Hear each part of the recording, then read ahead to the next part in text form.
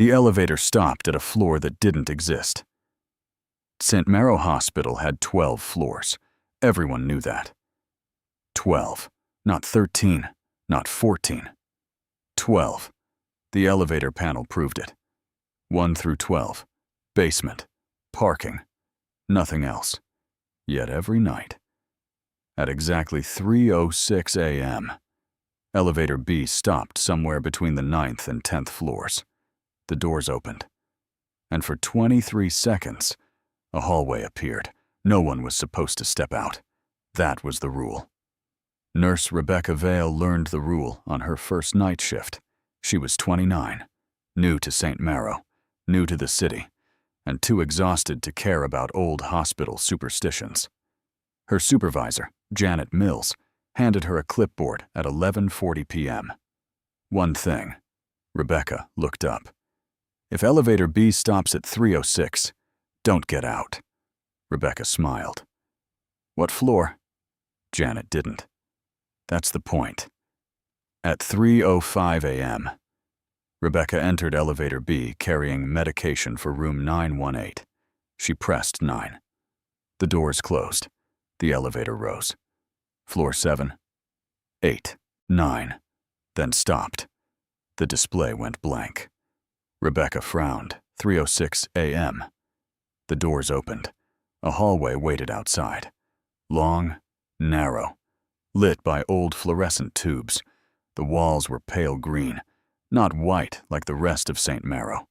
The floor was tiled in tiny black and white squares. Old, decades old. Rebecca remained inside the elevator. At the far end of the corridor, a wheelchair sat facing the wall. Empty. Then, it rolled backward, slowly, by itself. Rebecca's smile disappeared. The elevator doors didn't close. She pressed 9. Nothing. Closed door. Nothing. Emergency. Nothing. Then she heard crying. A child, very faint. From somewhere down the hallway, Rebecca stayed inside. 20 seconds. 21. 22. The wheelchair stopped. 23. The doors began closing. Then, a small hand appeared between them. The doors reopened. A little boy stood outside. Barefoot. Hospital gown. Maybe 7 years old. His skin was pale. His eyes terrified. Rebecca froze. The boy whispered, "Please, don't let them take me back." Behind him, every fluorescent light in the hallway switched off, one after another. Moving closer. Darkness rushed toward the elevator. The boy stepped inside. The doors slammed shut. The elevator dropped. Rebecca screamed, then stopped. Floor 9. The doors opened normally. Bright hospital corridor. Patients. Machines. Nurses. Everything ordinary. Rebecca turned toward the boy. The elevator was empty. No child. No footprints. Nothing. Except a tiny hospital bracelet lying on the floor. She picked it up. The plastic was yellow with age.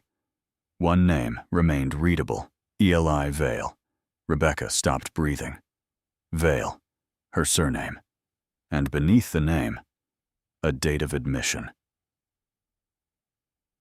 March 18th, 1987. 29 years before Rebecca was born. The boy named Vale. Rebecca stared at the bracelet until the elevator doors nearly closed on her. Eli Vale, 1987. She had never heard the name, not in her family, not anywhere. Yet the old bracelet felt real, scratched, discolored, aged naturally.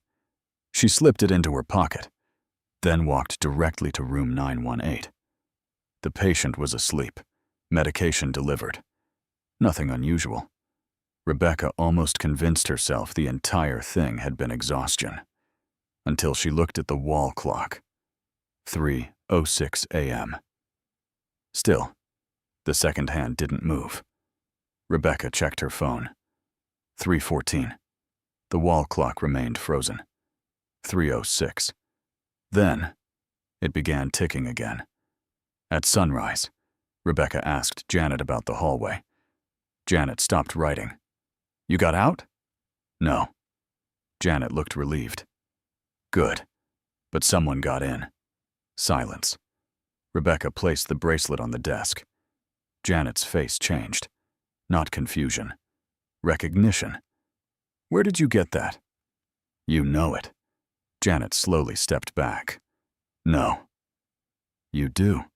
Rebecca pushed the bracelet toward her. "Who was Eli Vale?" Janet looked toward the nurse's station, then quietly closed the office door. "There are things this hospital doesn't put in employee orientation." Rebecca waited. Janet took a long breath. In 1987, St. Marrow had a pediatric isolation wing. "Where?" Janet stared at her. "Between floors 9 and 10. Rebecca frowned. "That's impossible. The building has 12 floors. It does now." Janet opened an old metal cabinet.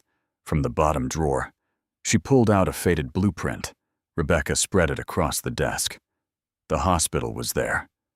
12 floors, except between 9 and 10, a narrow section had been drawn in red pencil. No floor number. Only one label. Ward C. Rebecca looked up. "What happened there?" Janet hesitated. "Officially, renovation. And unofficially?" Janet closed her eyes.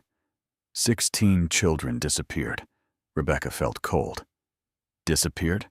Not died? No bodies. No transfer records. No discharge papers. One morning, they were simply gone. Rebecca looked down at the bracelet. "Eli?" Janet nodded. "He was one of them." Rebecca whispered, "Why does he have my surname?" Janet didn't answer. Instead, she pulled out an old newspaper clipping. Hospital investigation closed after record loss. A black and white photograph showed families standing outside St. Marrow. One woman near the center held a photograph of a missing boy. Rebecca stared. The woman looked familiar. Not because she had seen the newspaper before, because she had seen that face. In family photographs. Her grandmother. Margaret Vale. Rebecca's hands went numb. "My grandmother had a son?" Janet whispered. "Before your father." Rebecca stared at the old clipping. A brother nobody had ever mentioned. A child who disappeared inside the hospital. Then she saw something behind Margaret. A hospital window, high above the crowd. Someone stood inside. A little boy. Watching. Rebecca leaned closer. Eli, and beside him, a tall figure in a white medical coat. Its face had been scratched away from the photograph. Deliberately. Rebecca turned the clipping over. On the back, someone had written one sentence. Ward C was never empty. The sealed stairwell. Rebecca didn't go home. She stayed after her shift. By 9 a.m., St. Marrow had become noisy. Doctors, visitors, cleaning crews, daylight. Everything felt safer. That was exactly why she began searching. The old blueprint showed Ward C connected to one stairwell. Stairwell D, Rebecca found it behind radiology. A steel fire door. Locked. A sign read, "Authorized maintenance only." She used her employee badge. Denied. Again. Denied. Then, the door clicked open. By itself. The stairwell smelled wrong. Dust. Old disinfectant. Something sweet underneath. Like rotting flowers. Rebecca entered. Floor 9 was marked normally. Floor 10 above. No landing between them. She climbed. 6 steps. 12. 18. Then stopped. There was a door. Halfway between floors. No label. No handle on the hospital side. Only an old rectangular window painted black. Rebecca checked the blueprint. Ward C. She touched the glass. Cold. Something touched it from the other side. Rebecca jerked back. 5 small fingertips appeared against the painted window. A child's hand. Then another. Then several. Tiny hands pressed against the black glass from inside. Rebecca couldn't move. A child's voice whispered through the door. "Rebecca!" Her heart stopped. It knew her name. Then, a second voice. "A girl. Did Eli find you?" Rebecca backed away. Another child whispered, "He said you'd come." Then another. "Please open it." Hands multiplied across the window. 10, 20. Too many. Rebecca stumbled backward. The emergency light above the stairs flickered. All the hands vanished. Silence. Rebecca started down, then heard one final voice behind her. Not a child. An adult man. Calm. Close. "You're not supposed to remember them." Rebecca turned. The stairwell was empty. Except the sealed door was now open. Only an inch. Darkness inside. A white hospital coat slowly dragged past the gap. Someone was standing just beyond it. Rebecca ran. She reached the 9th floor and slammed the fire door behind her. Janet was waiting, pale, terrified. "You went to stairwell." Rebecca looked at her. "Who was the doctor?" Janet froze. "What doctor?" "The one in Ward C." Janet's expression collapsed. "Rebecca, no. Tell me." Janet whispered, "Dr. Silas Vane." Rebecca stared. "What did he do?" Janet answered with one sentence. "He convinced 16 children that they were already dead." Dr. Silas Vane. The hospital archives kept almost nothing about Silas Vane. No employee photograph, no address, no medical license copy. Only one personnel card. Vane, Silas Pediatric Psychiatry. Employment, 1983 to 1987. Status, unknown. Rebecca read the word twice. Unknown. Not terminated. Not deceased. Not resigned. Unknown. She found one surviving clinical report. Most pages had been blacked out. Only fragments remained. Subjects exhibit increased suggestibility during sleep deprivation. Shared auditory events confirmed. Group identity destabilization. Successful. Rebecca stopped. Children weren't being treated. They were being experimented on. A handwritten note had been clipped to the back. "Do not let Vane continue after 3:06 a.m. There it was again. 3:06. Rebecca requested security records from 1987. The clerk laughed. "Those don't exist. Nothing from the Ward C fire survived." Rebecca frowned. Fire? Janet had said disappearance. Nobody mentioned a fire. Old newspaper microfilm told a different story. March 22, 1987. Small electrical fire reported at St. Marrow. No injuries, no deaths, no evacuations. Rebecca checked Eli's admission date. March 18th. 4 days earlier. She kept searching. Then found a photograph. Hospital corridor. Ward C. Children standing in a line. 16 of them. Every child looked toward the camera, except Eli. He was staring behind the photographer, terrified. Rebecca enlarged the image. In the polished wall fixture, a reflection appeared. The photographer, a nurse, and another figure. Tall, white coat, no face, not blurred, not scratched. There simply was no face. Only smooth darkness where features should have been. Behind the photograph, a note. Vane refused to be photographed after trial 9. Rebecca whispered, "Why?" A voice answered behind her. "Because photographs remember too much." Rebecca spun around. An elderly man stood at the archive doorway. White hair, hospital cane, patient robe beneath a coat. Rebecca stepped back. "Who are you?" The man smiled. "You look like Margaret." Rebecca's pulse quickened. "You knew my grandmother." "I knew Eli. His name was Harold Quinn. He had been 8 years old in 1987. And according to every official list, Harold Quinn had disappeared with the other 16 children. Rebecca stared at him. "You're supposed to be missing." Harold smiled sadly. He sat across from her. "They found me 3 days later." "Where?" "Elevator B." Rebecca froze. Harold continued. "I was standing inside. No shoes, no memory, no heartbeat."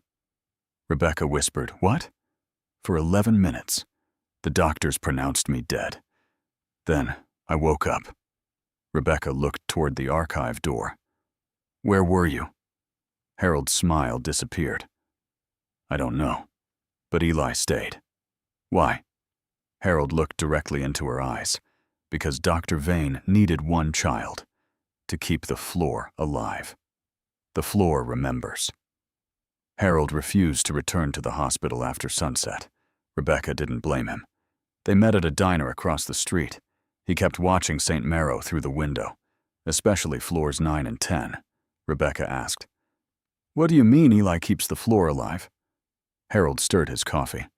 Vane believed places could remember trauma. He thought if enough people believed a room existed, the room would continue existing, even after it was destroyed. Rebecca looked at him. "Ward C was destroyed?" Harold nodded. "At 3:06 a.m. The fire wasn't electrical." "What happened?" Harold's hand began trembling. "Vane locked the doors."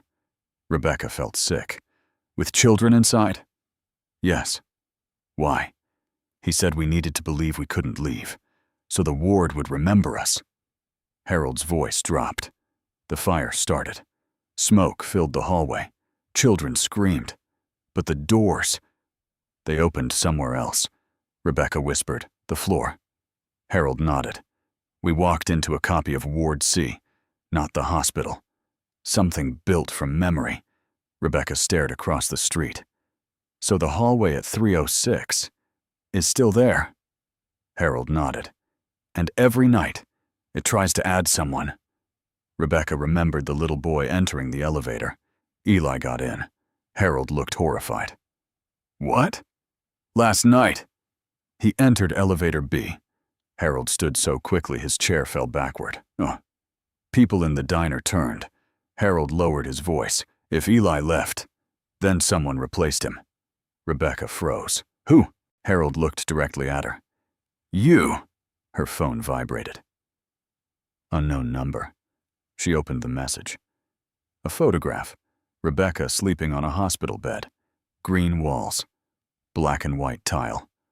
Ward C. Timestamp. 3:06 a.m. Tonight. But tonight hadn't happened yet. Another message arrived.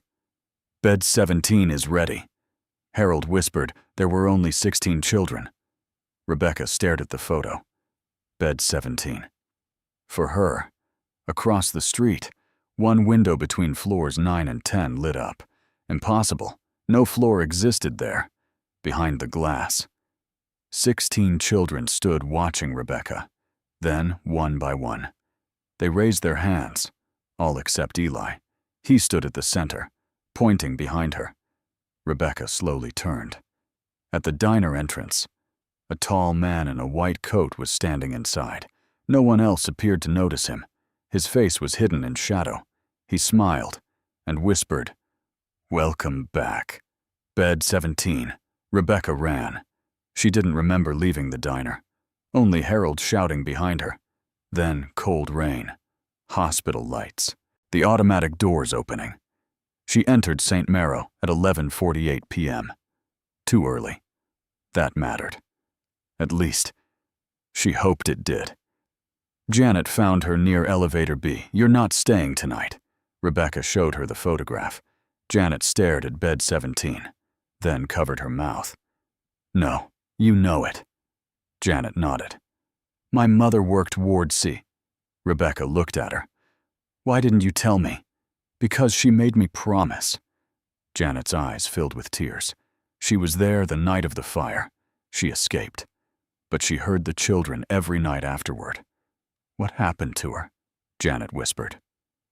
She stepped out of elevator B in 2004. She never came back. The elevator chimed.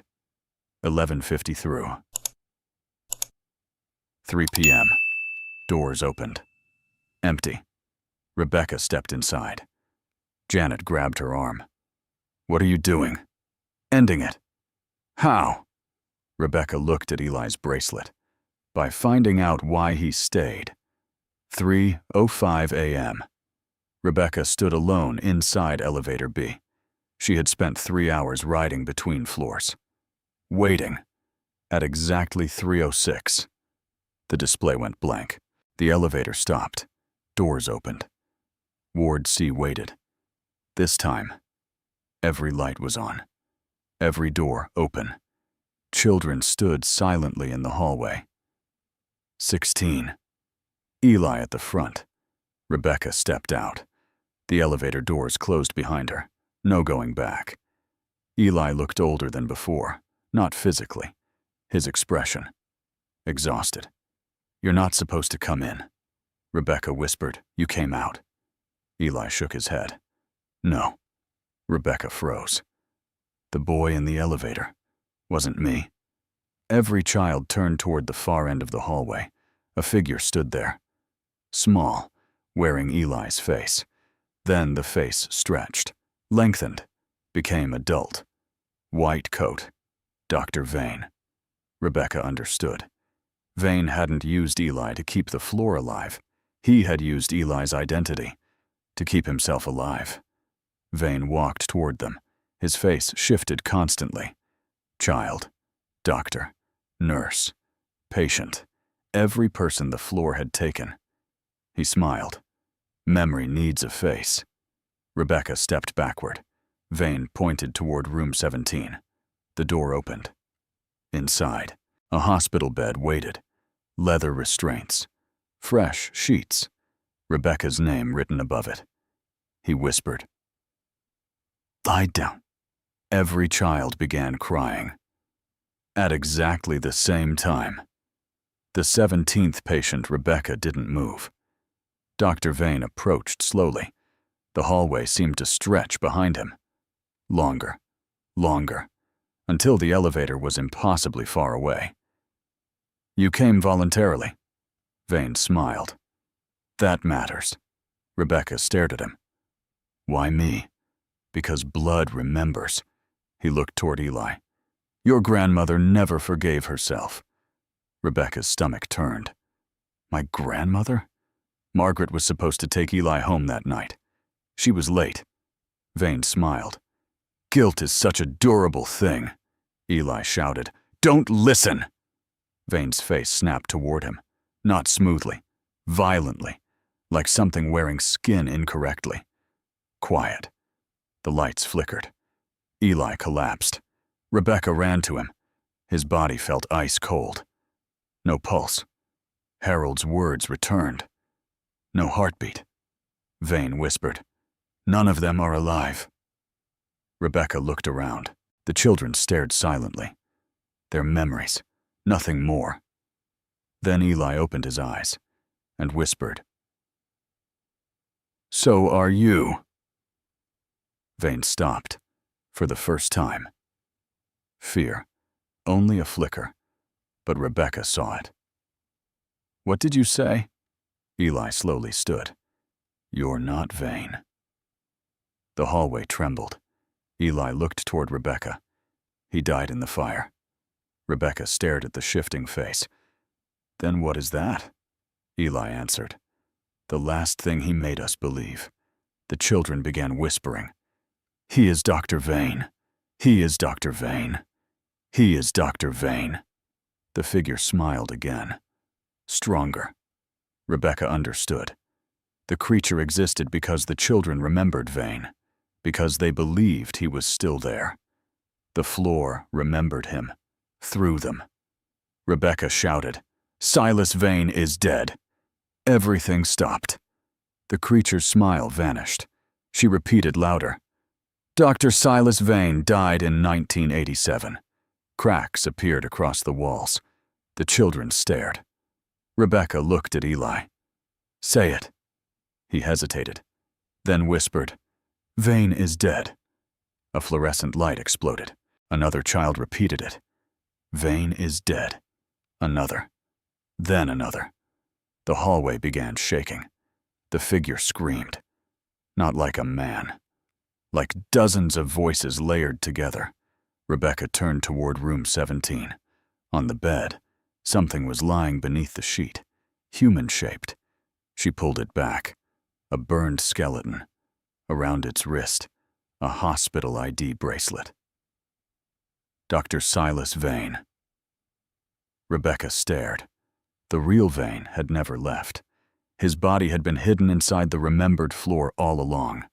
The creature behind her screamed, "Stop!" Rebecca grabbed the bracelet, and every light in Ward C went black. When the children woke up, darkness, then screaming. Not Vane. The children. Rebecca couldn't see them. She held the burned wristband in one hand, Eli's bracelet in the other. Something moved through the darkness, fast, dragging itself along the ceiling. Rebecca heard fingers scraping tile overhead.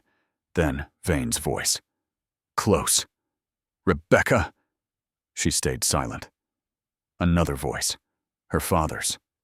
Rebecca. Then her grandmother. Please. Then her own voice. Turn around.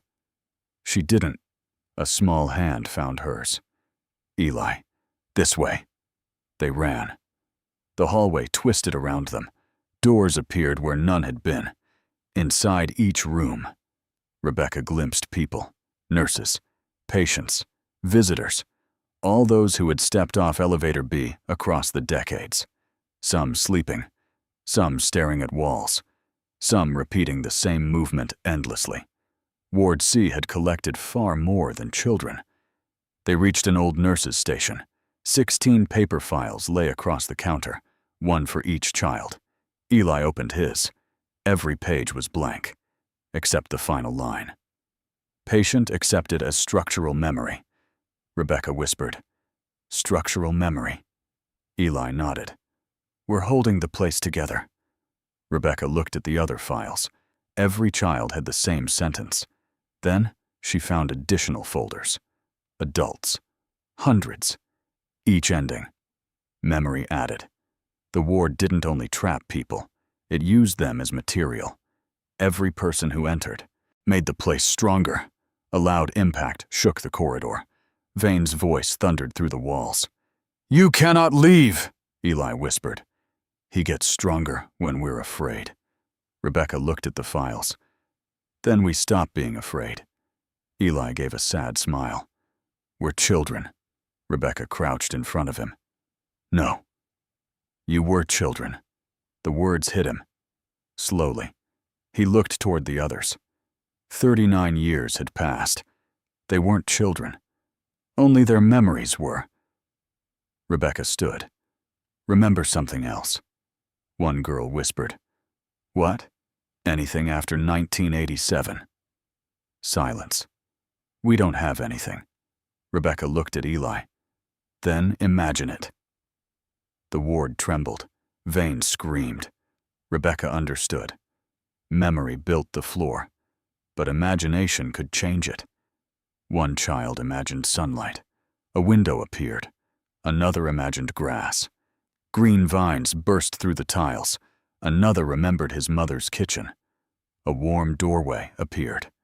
The hospital walls began splitting apart. Vane screamed from everywhere. Stop remembering wrong. Eli smiled, for the first time. Then said, We're not remembering. We're leaving. The door at 306 Ward C began collapsing. Not physically. Conceptually. Hospital walls became bedrooms, gardens, classrooms, kitchens, places the children wanted to see, places they should have grown up inside. The floor couldn't hold one shape anymore. Rebecca ran toward the elevator, except there was no elevator, only a steel door at the end of the corridor. Above it, a digital clock. 3:06. Frozen. Eli stood beside her. That's the real door. Rebecca grabbed the handle, locked. She looked at Vane's burned bracelet, then understood. The floor had been built around his identity. The door wasn't locked by a key. It was locked by him. Behind them.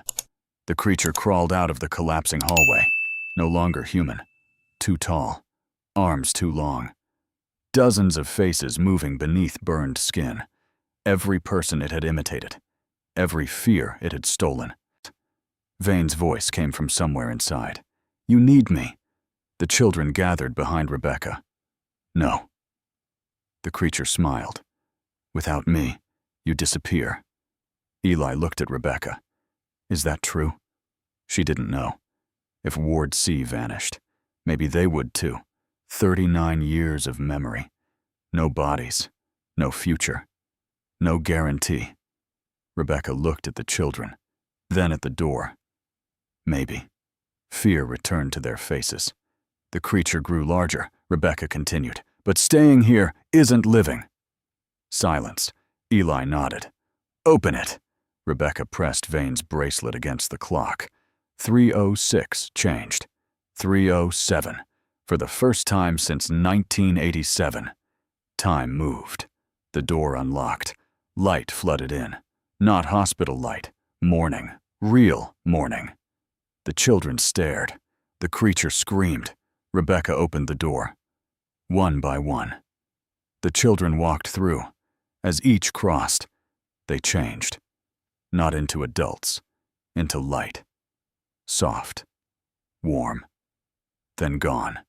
No screaming. No fear. Eli remained last. Rebecca held out his bracelet. "Take it." He smiled. "You keep it." "Why?" "So somebody remembers I was here." Rebecca's eyes filled with tears. "I will." Eli stepped through. The creature lunged. Rebecca slammed the door. Its fingers caught between the frame. Too long, blackened, clawing. The clock changed. 3:08. The fingers turned to ash. The screaming stopped. Ward C vanished, and Rebecca fell. Elevator Rebecca woke on the floor of Elevator B. Janet was kneeling beside her. Paramedics crowded the hallway. It was 3:09 a.m. 3 minutes had passed. Only 3. Rebecca had experienced hours. The hospital searched stairwell D. No hidden floor. No door between 9 and 10. No Ward C, nothing. Maintenance opened Elevator B. No mechanical faults. Security footage showed Rebecca entering alone at 3:05. At 3:06, the camera went black. At 3:09, she was lying on the floor. No explanation. But something changed. The clock in the old archive room, the one that had been frozen at 3:06 for decades, started moving, and every missing persons file from Ward C suddenly contained one new line. Discharged. 3:07 a.m. No destination. No signatures. Just discharged. Rebecca told her father about Eli. He didn't believe her at first. Then, he cried. Because he remembered. Not everything. Only fragments. His mother Margaret sitting alone every March. A bedroom door always kept closed. A photograph turned face down. A name nobody spoke. Eli. Months passed. St. Marrow removed Elevator B during renovation. The shaft was sealed. The old machinery scrapped. The hospital continued. People forgot the legend. Rebecca didn't. She kept Eli's bracelet in a small wooden box beside her bed. Not because she feared Ward C, because somebody had to remember him. 1 year later, Rebecca was working another night shift. Different hospital, different city. New building, 11 floors, modern elevators. No history, no legends.